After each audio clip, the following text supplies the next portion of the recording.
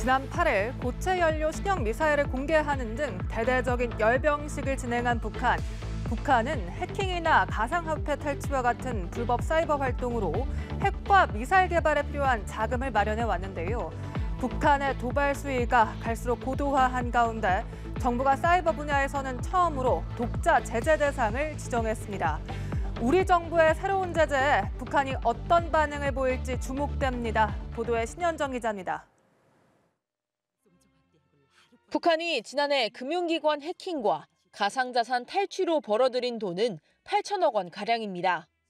미 백악관은 북한이 미사일 개발과 같은 무기 프로그램 자금의 30%를 이러한 불법 사이버 활동으로 충당한다고 평가했습니다. 북한의 도발 수위가 갈수록 고도화한 가운데 정부는 사이버 분야에서는 처음으로 독자 제재 대상을 지정했습니다. 제재 목록에는 개인 4명과 기관 7곳이 이름을 올렸습니다.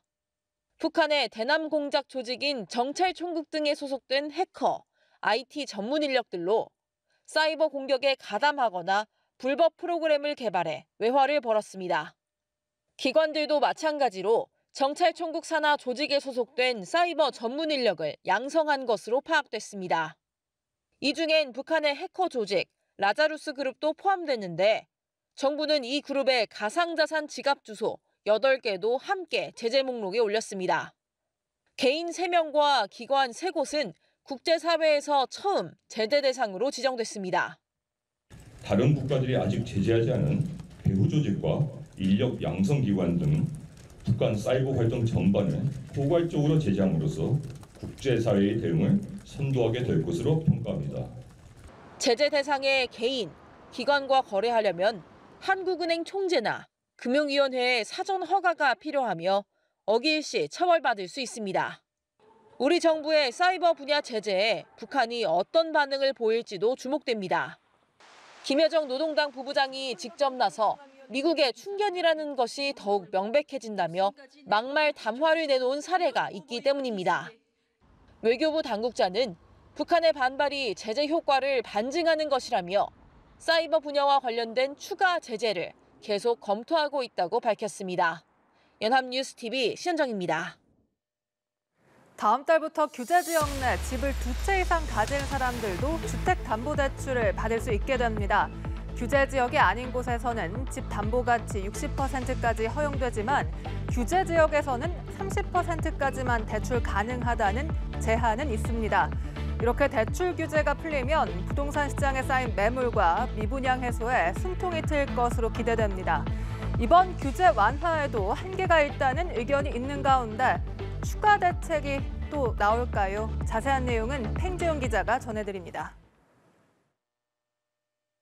지난해 12월 부동산 규제 지역의 15억 원 초과 아파트에 대한 대출을 허용한 정부가 오는 3월부터는 다주택자의 주택담보대출도 풉니다.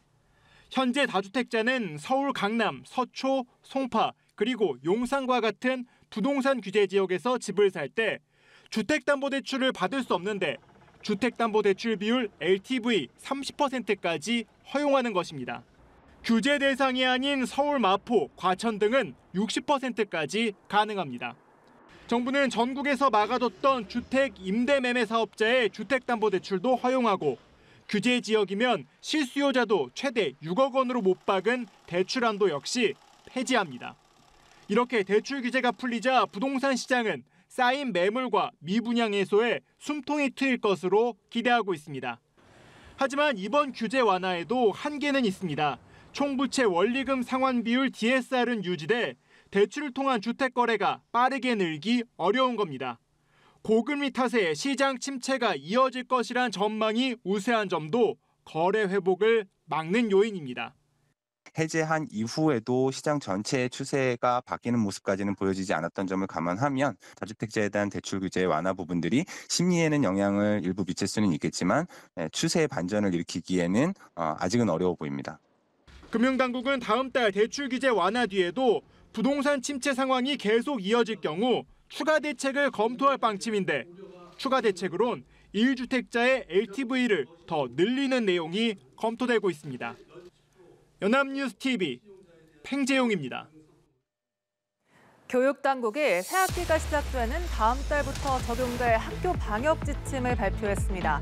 지금보다 한결 간소화됩니다. 실내 의무 착용 해제로 이미 학생들은 교실에서 마스크를 쓰지 않아도 되는 상황에서 코로나 감염 위험 요인이 있는 학생과 교직원만 자가 진단 앱을 사용하고 급식실 칸막이를 없애는 것도 가능해집니다. 교육부는 개학 후 학교 방역 특별 지원 기간을 두고 새 지침이 현장에 안착할 수 있도록 한다는 방침입니다. 곽준영 기자입니다. 새 학기가 시작되는 다음 달 2일부터 학교 방역 지침이 한결 더 간소화됩니다.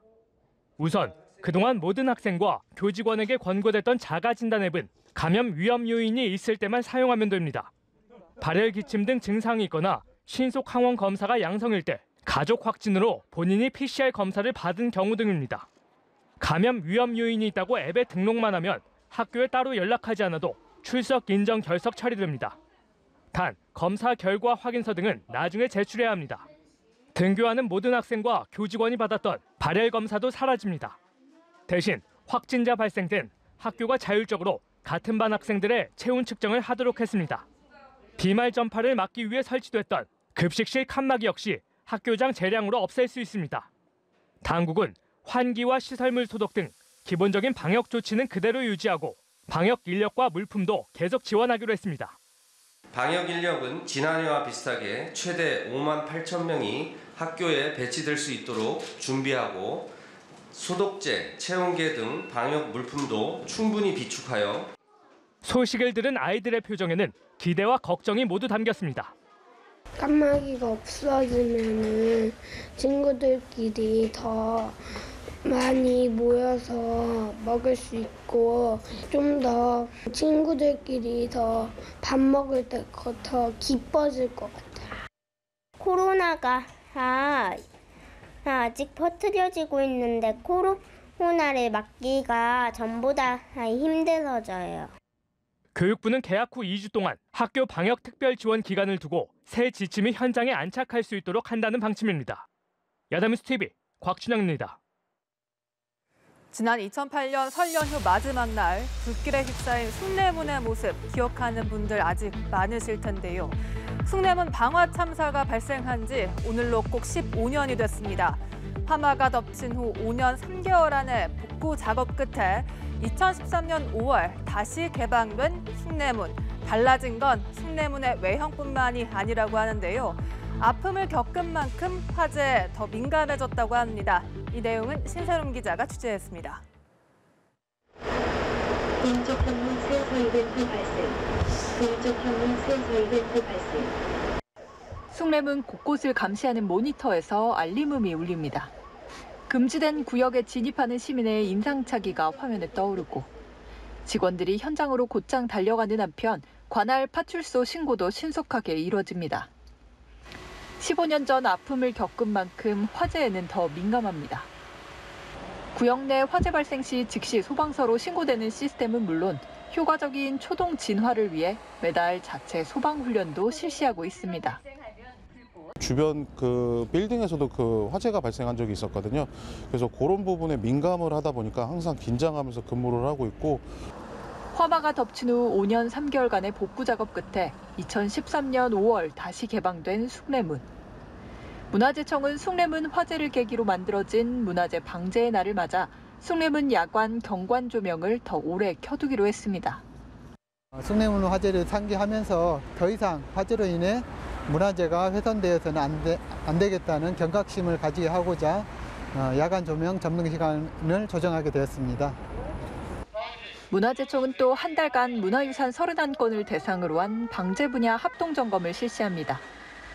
연합뉴스TV 신세롬입니다. 방탄소년단의 소속사 하이브가 경쟁사인 SM엔터테인먼트를 전격 인수합니다. 방탄소년단, 뉴진스 등을 둔 하이브와 동방신기, 에스파 등이 속한 SM이 합쳐지며 초대형 공룡 기획사가 탄생했습니다.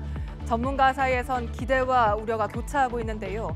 K-팝의 판도 변화도 예상됩니다. 또 일선에서 물러났던 이수만 대주주가 방시혁 의장과 손잡고 경영권 회복에 나설지도 관심입니다. 이 소식은 박효정 기자의 보도입니다. 방탄소년단 소속사 하이브가 한류 음악 시장을 선도해온 경쟁사 SM엔터테인먼트를 전격 인수합니다. 하이브는 이수만 SM 대주주의 지분 14.8%를 4,228억 원에 인수한다고 공시하면서 최대 주주로 등극했습니다. 카카오가 지난 7일 9.05%를 확보하며 SM과 손잡은 가운데 하이브가 이수만 대주주와 손잡고 단숨에 이를 제친 겁니다. 방탄소년단, 뉴진스 등을 가진 하이브와 동방신기, 에스파 등이 속한 SM의 시가총액을 합하면 약 11조 5천억 원. K-팝 업계의 초대형 공룡기획사가 탄생한 겁니다. 하이브는 이수만이 추진해온 메타버스 구현, 멀티레이블 체제 등 방향성에 공감했다며 세계 시장에서 게임 체인저로 도약하기 위한 조치라고 밝혔습니다. 이번 인수로 국내외 K-팝 시장의 판도 변화가 예상되는 가운데 전문가들 사이에선 시너지를 낼 것이라는 기대와 함께 시장 질서가 교란된다는 우려가 교차합니다. 시너지를 만들어낼 수 있는 여지가 늘어날 수 있다고 생각을 하는데 회사 안에 다양한 레이블들의 색깔을 고르게 유지하면서 회사를 잘 이끌어 나갈 수 있을까? 일선에서 물러났던 이수만 대주주가 경영권 회복에 나설지도 관심입니다. 가요계에선 방시혁 하이브 의장이 서울대 동문이자 업계 오랜 선배 이수만의 백기사로 나서면서 경영권 회복을 용인할 수 있다는 관측이 나옵니다. 다만 궁지에 몰린 SM의 현 경영진이 카카오와 60% 넘는 지분을 가진 소액주주를 앞세워 반격에 나설 가능성도 배제할 수 없습니다. SM의 경영권 분쟁의 윤곽은 다음 달로 예정된 주주총회에서 그려질 전망입니다. 연합뉴스TV 박효정입니다.